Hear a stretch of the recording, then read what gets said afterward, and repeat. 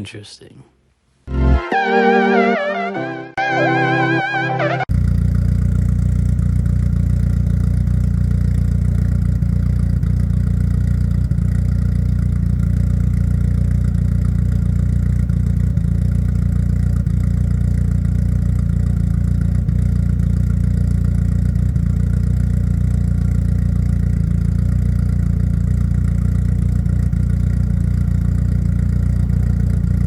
Alrighty, y'all. Finally have some updates for you all.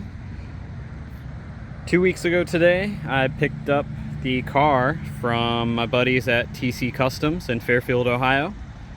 Tommy, the owner, and his partner Brian got my new engine in, and I'll go over the setup a little bit for you.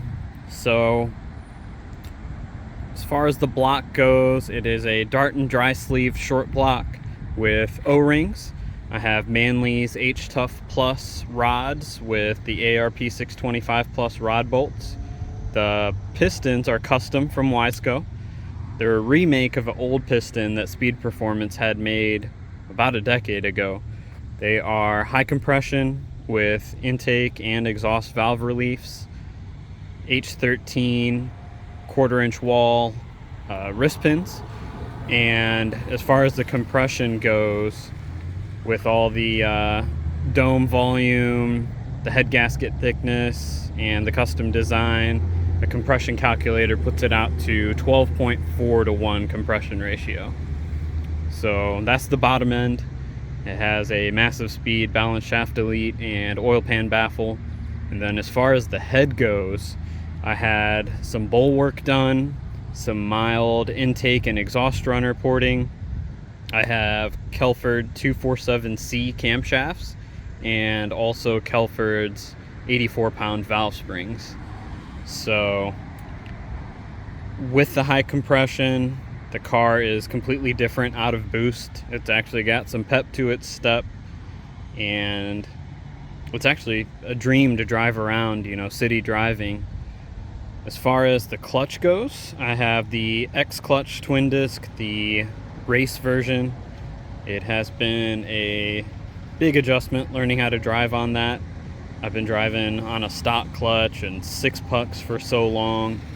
The pedal feels actually pretty awesome. It's close to stock, but the engagement being high in the pedal travel and then the very small engagement point has been a little bit of an adjustment for me. So I still look like a noob taking off from stops. As far as the intake and exhaust setup, still running the JMF V2 with port injection, Bosch 22cc injectors in there. Bosch 2200cc injectors, Aeromotive fuel pressure regulator. The exhaust is a CPE exhaust manifold with the Precision V-band. Have a Precision 6266 journal bearing Gen 1 turbo with the 0.82 AR hot side, and then a 3-inch turbo back exhaust. As far as crankcase ventilation, a little bit changed there compared to last year when I was running the stock block. Main difference that everything is VTA now, no PCV. So both ports on the perm PCV plate are vent to air to a VTA catch can. The oil cap breather, I have a 10AN bung on the valve cover going to a vented catch can, and then the stock valve cover port is vent to air, technically vent to ground. It's just the tube running down to the ground and dumping out underneath the car. As far as the air intake, it's a HTP 4-inch intake, running a blow-off valve, so no recirc. The cold side intercooler piping is 3-inch, hot side is 2.5-inch, and then running a Treadstone TR 1235 core. As far as fueling goes, I have the stock modified fuel pump basket in tank with a Mason V shift knobs billet hanger for a TI Automotive 525 Hellcat pump, and then just running PTFE lines from the tank to a Y right behind the firewall One is feeding the high pressure fuel pump, other side's feeding the port injection rail to the fuel pressure regulator, and then returning through the stock feed to the fuel pump basket. And then in the basket itself, there is a radium venturi that runs off the return and connects to the other side of the saddlebag tank to keep the basket full. As far as tuning goes, so I have roughly about 700 miles on the motor and clutch now since picking it up 2 weeks ago. I started tuning pretty much right away. I had a 160-mile drive home from the shop picking up the car, and in that time, basically lots of spring pressure pulls, varying RPM, and engine braking pretty much the whole way back. I probably looked like an idiot on the road, just speeding up, slowing down, speeding up, slowing down. Oil was changed after the first heat cycle, so the car was started up. It was warmed up with varying RPM. Tommy took it for a drive around the block, giving it boost and engine braking. Came back, changed the oil and filter, and then I changed it again the day after I brought it home, after 160 miles, and then again after another 250 miles. So I have a trip coming up. I'm going back to Northeast Ohio for a wedding later this week, and that'll be about 600 miles round trip. So when I get back, I'll be changing the oil over to synthetic. And then as far as tuning goes, pretty much started right away after doing the spring pressure pulls and the oil change at 160 miles. First revision, the boost controller wasn't working, so it was just on spring pressure, about 19-20 pounds on E48, just barely triggering the port injection. It typically comes on around 13-14 psi.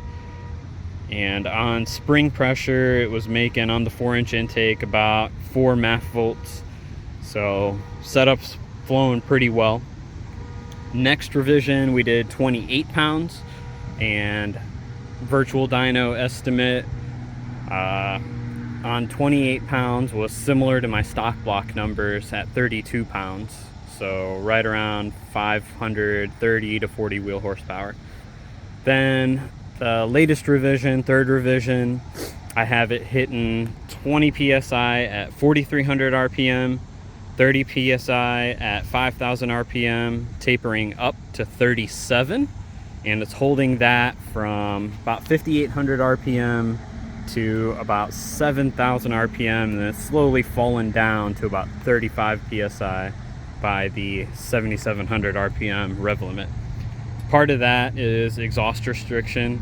Being a dual 3-inch exhaust with a Y, it is creating a good amount of back pressure now. So even with wastegate duty cycle climbing all the way to the rev limit, boost is falling off the final 500 RPM or so. So eventually, maybe a year or two down the road, I gotta step up the exhaust and go to a 3.5-inch turbo back. We'll see. Right now the car's fun is where it's at, so I may not even go that far. Biggest thing right now is, in my rush to get the car ready, it slipped my mind to get the port injectors pulled and sent off for cleaning and service. So I'm going to do that here in the next few weeks, as the injectors were sitting in that rail for a little over a year, basically unused. They're probably covered and caked and goop and stuff from E85 running through there, so I'll get that sorted, and then once that's done, do a couple touch-up fueling adjustments on the split-second controller on the street, and then when I have time, we'll take it to the dyno. Probably not touch the boost curve at all, really just lock in ignition timing. Right now, just being on the street and being a high compression build, I don't want to throw too much timing at it without being on a dyno to see, what the results are from adding a half a degree to a degree here and there in small increments. Right now, it is at 14 and a half degrees of ignition timing up top as far as advance goes, and the car seems pretty happy there.